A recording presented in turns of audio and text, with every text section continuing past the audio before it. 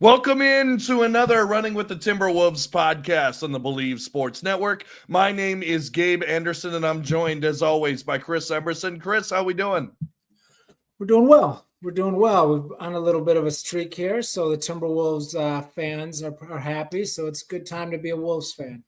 It is a good time to be a Wolves fan. And before we get going, make sure to like, share, and subscribe on YouTube, and give us a 5-star rating on Spotify and or Apple.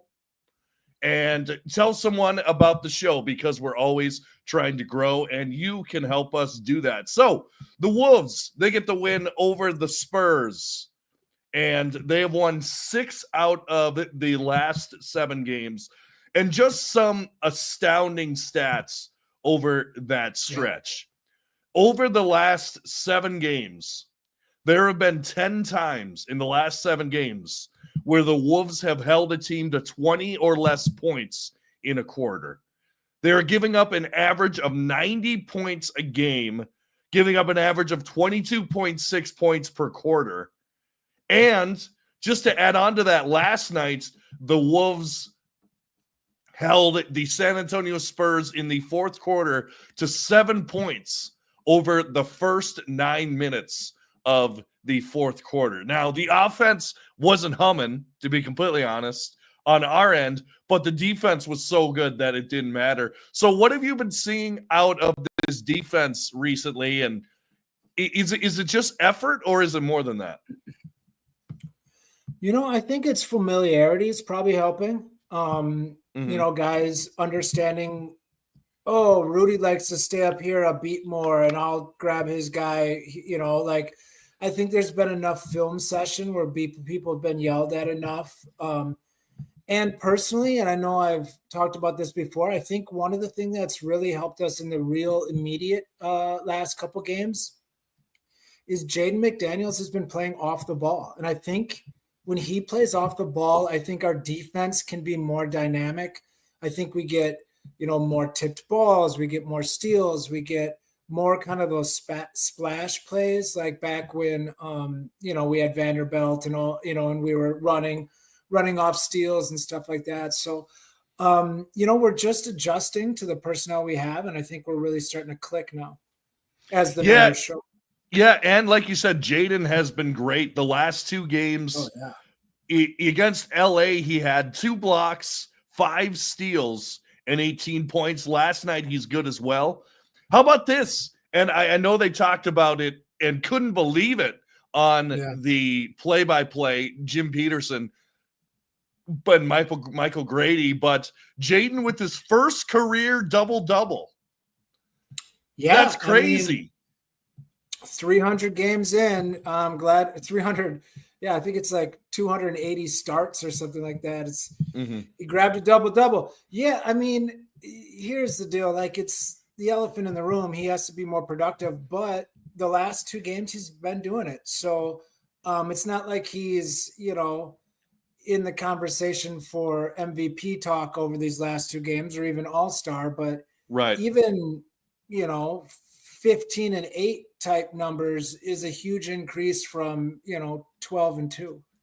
Yeah, and he's been better offensively in the month of December so far. He's shooting 47% from the field and 47% from 3. He went 2 for 2 last night, 2 for 5 the night before, or the game before. But he's been a lot better, and I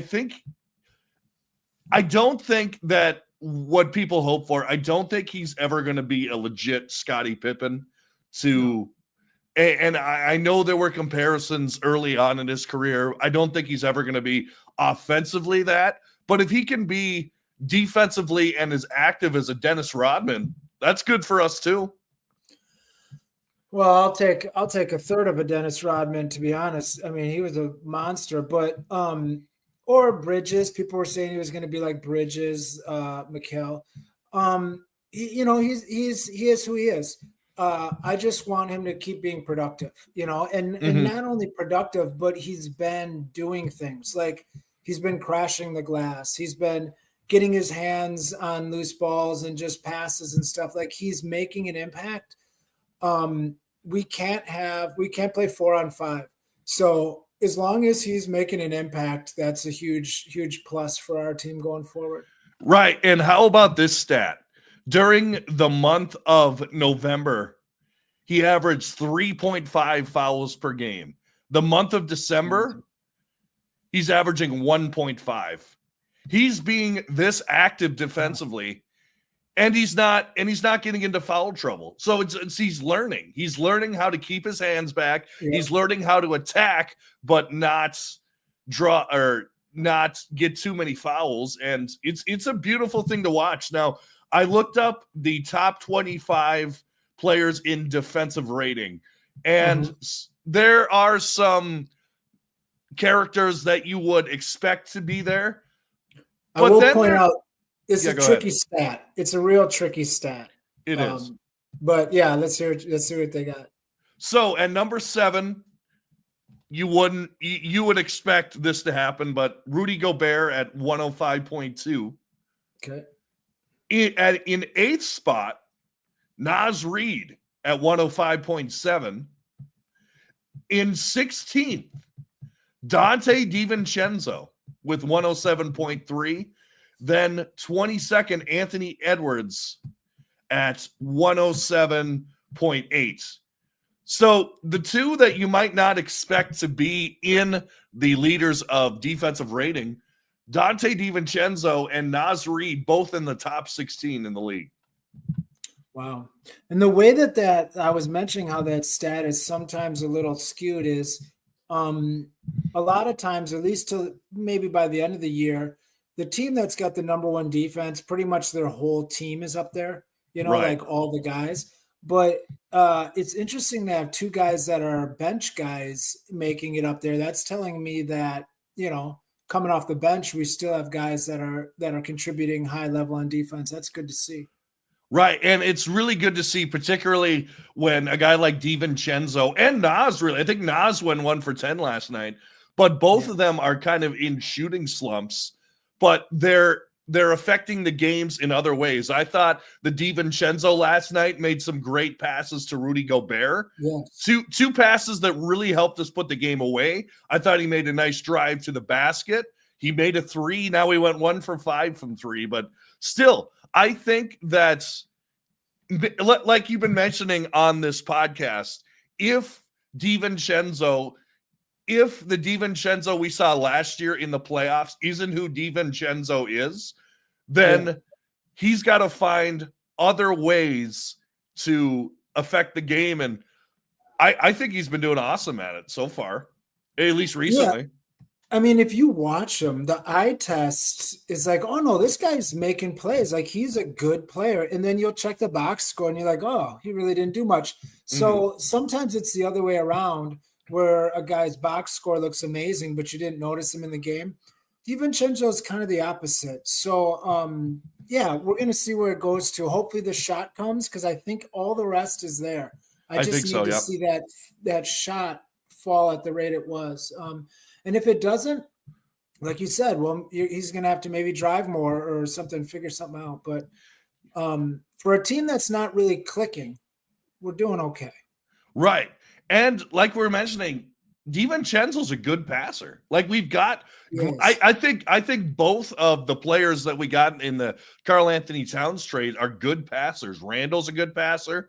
He didn't have a great game last night, but I thought that DiVincenzo's a good passer as well. He can make some moves on the fly. And particularly DiVincenzo, like you're mentioning, he seems like a smart player.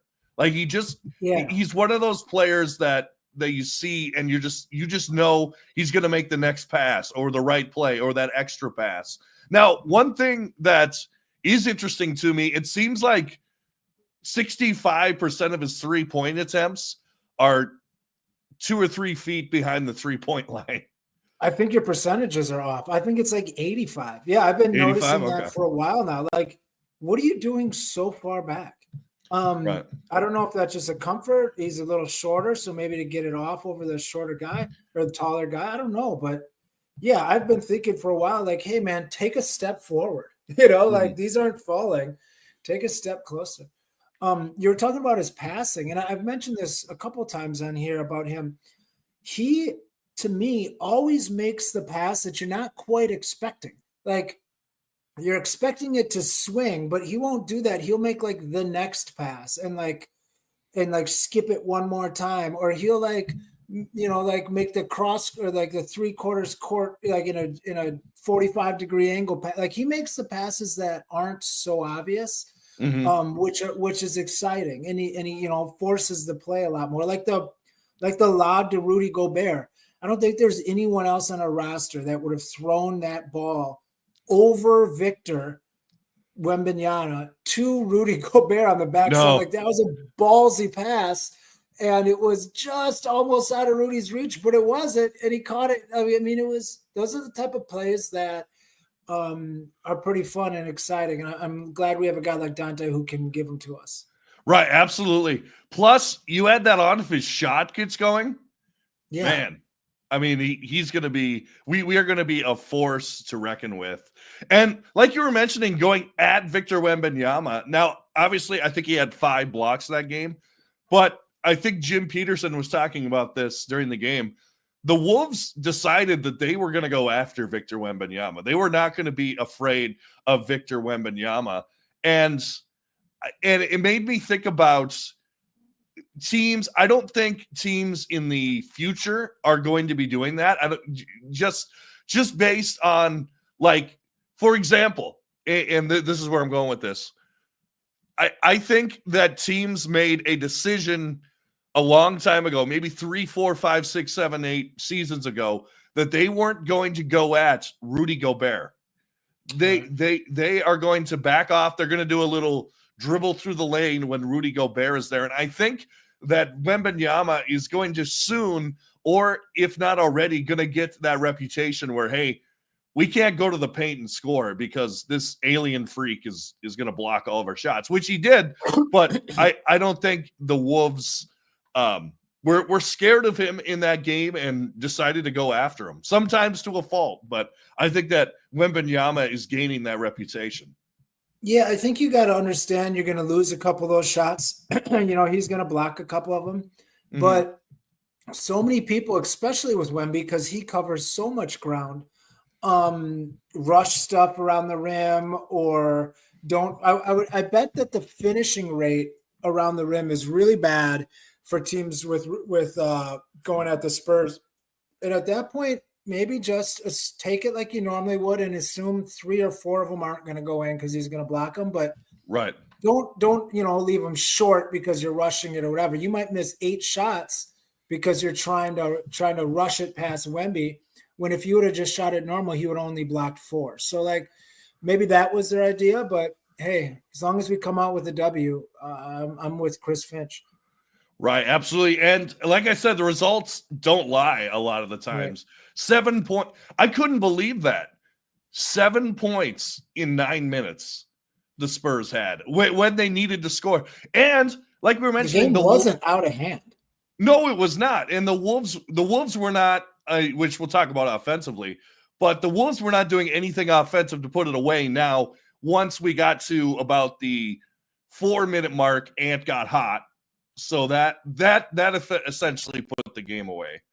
But before that, the game was not out of hand, and just possession. That must have been infuriating if you're a Spurs fan watching that. I would be yelling at the TV because the Wolves, they just took the Spurs offense out of the game. And we got to mention that was with Wembanyama in the game. It wasn't like it wasn't like Wembanyama was on the bench. He was in the game. They just couldn't do anything offensively. And this is almost the same thing for 30 of the last 32 quarters we've played. Like the kind of defense the Timberwolves are playing when it was the first couple games where we held teams at like 90 points or 92. Mm-hmm. I was like, well, maybe that was a fluke. Sometimes teams just shoot bad and you have great stats versus them. And then when it happened the third game, I was like, that's interesting. And then it just keeps happening. It's up to what was it? Like you said, like 7 games now in a row where like 5 of them we've held the teams under 92. Yeah, or so we've 10 times in the last 7 games we've held teams to 10 out of 28. We've held teams to 20 points or less. And with that stat, there's been several like 22s or 21s or 23s. Yeah. So if I did that stat, it would even be more. It would be even more. It might even be half where we're like 22 and under. Because we're, like I said, we're averaging giving up 22.6 points per game during the stretch here. Or points per quarter, I should say. That's insane. I mean, that's the type of, especially in this modern NBA, like you just don't see that anymore. So to have the Timberwolves stepping up like that right now, and like we said, the offense isn't clicking, but that happens. That's okay. But yeah, I mean the overall point totals for these last teams that we've played is 92, 80, 80, 90. Then there's a 10 or 114 in there. So there's a fluke in there, but then there's another 87 and another 92. Like you don't hold teams under 110 in the NBA anymore. So to have these 80s and 90s, that's insane. Like I don't think it's sustainable to have that type of defense, but I'm not sure. I mean, I didn't think it was sustainable after the first couple, and it's like we said, it's been a pretty good run now. So if we can keep this up, obviously it's a no-brainer that we're going to legit be a contender just on our defense alone. Oh, absolutely. And that actually brings us to my next subject here. But I do want to mention the Wolves' defensive rating this season. Yeah. 2 points better than last year. Well, how can that be? Because we got rid of Karl Anthony Towns and we got Julius Randle, who's a terrible defender. That's what everyone told me. Yeah, we're at 107.2. Well, okay, 1.8 percentage points better. We're 107.2.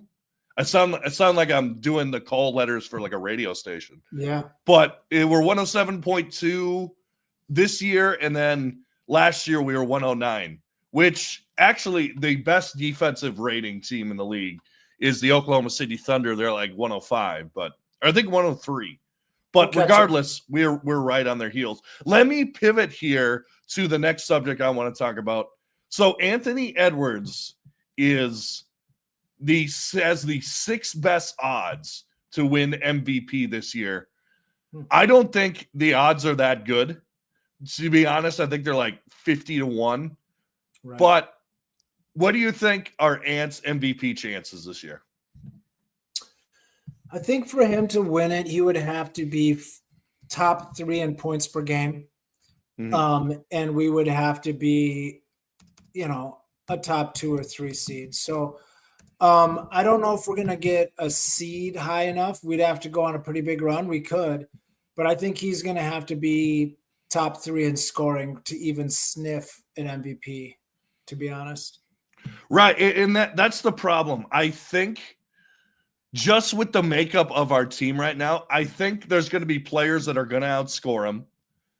I think there are players who might out assist him as well. I think the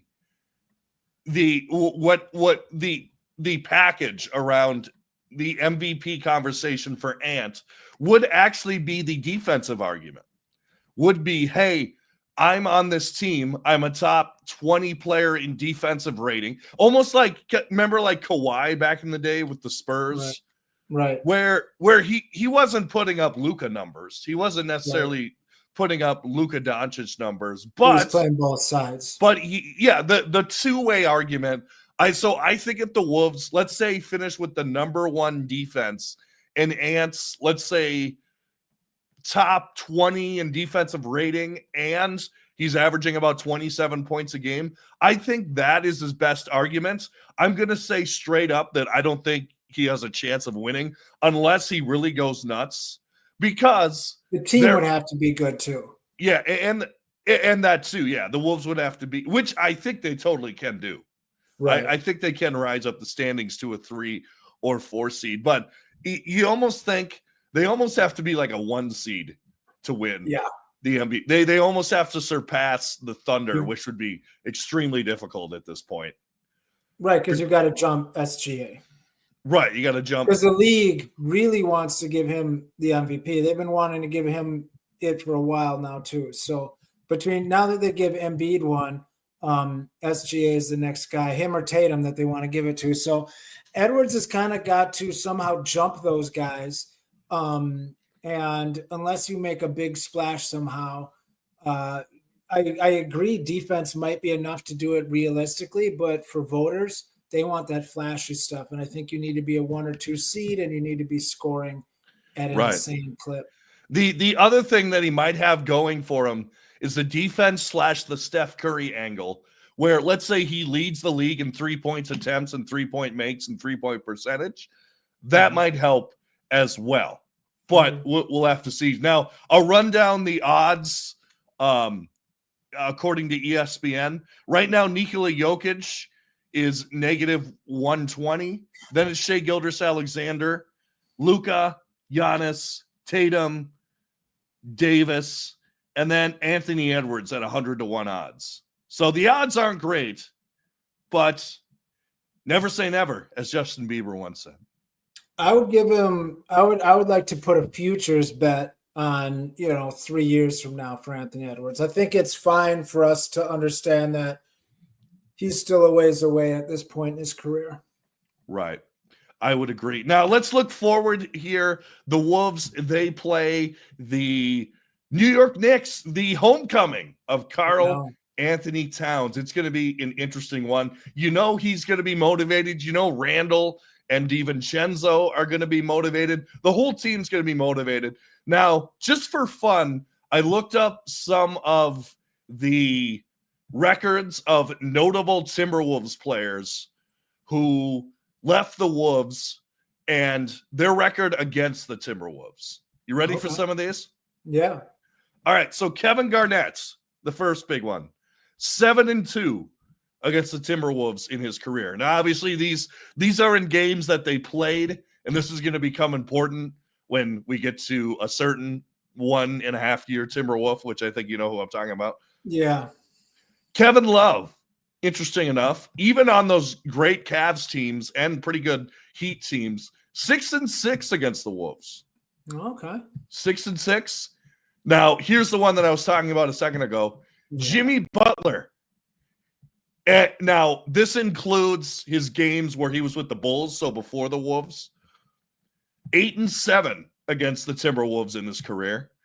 And I wanted to go back a little bit, go back in the time machine a little bit. But Stephon Marbury, 7-13 against the Wolves in his career. Wow. I wouldn't guess that because that was right in the that's Garnett era. Yeah, Garnett era. I think Garnett era helps him a lot. Plus, I mean, didn't he was with Phoenix for a while and New York. New York wasn't great during his tenure. He's never really been on a great team. No. So, yeah. There you go. That is so about, if you add everything up with those 4 players, it's about 500. Yeah, I was about to say it's close to 500. Because you got the Kevin Garnett, who obviously was with the great Boston team who won the championship. Actually, his 2 losses, I believe, were his last 2 games against the Wolves with the Nets. So I don't think that that the Wolves beat the Celtics with Kevin Garnett on the team. So anyway, just a little fun fact there. So what are we looking for in the Knicks game? Obviously, it's a clash of styles because the Knicks are the 3rd best offense going up against the 4th best defense. Now, I remember early on in the season, last season, where the Wolves were taking on the Celtics, and it was the best defense against the best offense, and the Wolves ended up taking that one. So what are you looking for in this game? Go ahead. So I've kind of infiltrated a Knicks page, and they are not happy with their rebounding at all. They are not happy with their interior defense at all. And they're kind of not happy that all they're doing is shooting threes. So, it seems like stuff we've heard before. So if we can attack them on the glass, they've basically got Karl Anthony Towns, who's a average rebounder. And then there's a lot of small forwards. Like they have almost no size left. They got Precious back, who will help some, but they don't really have much for size. So I think as long as we can attack them like that, it's going to be fun to see who's guarding Karl Anthony Towns. Like, Yeah. I would love to see, Jaden body him up. I think a smaller guy gives him trouble. So that's what I'm excited to see. I mean, the Randall Cat would be fun just because they traded for each other, but it would almost fun to see like Mike Conley body him up and get like underneath him and really give him trouble, Right. just to kind of rub dirt in the wound. Right. And what I hope is happening, Cat is too fired up. And maybe he goes in early and blows past somebody and gets a dunk early on or something. Yeah. But if he gets too fired up and he's trying to prove like I'm New York, like I don't know. Did you see that highlight against the Toronto Raptors? The one where he like looked frustrated and then hit the fadeaway? No, not that one. That was Orlando. No, I didn't. So he basically, it was a clutch shot. They were up 2 with 3 minutes left, or no, with a couple seconds left. He hits a 3, and then the Raptors call a timeout, and he's going to the bench. He's like, New York, New York. And he's like flashing his jersey. I hope that, like you said, Conley or something gets up under him. He gets a few, maybe 2 offensive fouls. He gets in foul trouble early on in the game. And then we see old pouting Cats. Big, crazy pass turnovers. Because apparently Cat's a man now. Yeah, it just happened, which is cool. You buy a pair of Timberland boots and a chain, and you're a man. I wish him the best of luck. Yeah, me too. We're gonna beat them silly. They're kind of a soft team, like physicality wise. And we play the opposite. Right. So I'm excited to see what happens, and it's going to be must-see TV for sure. Let's hold them under 90. I love it. Let's do it. And I think it's really going to come down to let's be honest, the Knicks have the firepower. If they're shooting well, they're tough to beat. Yeah. Like if they hit their threes, particularly if Mikal Bridges is hitting shots, if Josh Hart is hitting shots, who's probably going to play 48 minutes that night, because that's what Tom Thibodeau likes to do with Josh Hart. But it'll be a fun game. I'm excited for it. And another good thing, both teams well rested. There's no excuse like, oh, we're coming off a back-to-back. Both teams haven't played since Sunday. Exactly. So it's going to be great. It's going to be a fun one. Anyway, Chris, thanks so much for being here. Yeah, no problem, man. Let me know whenever.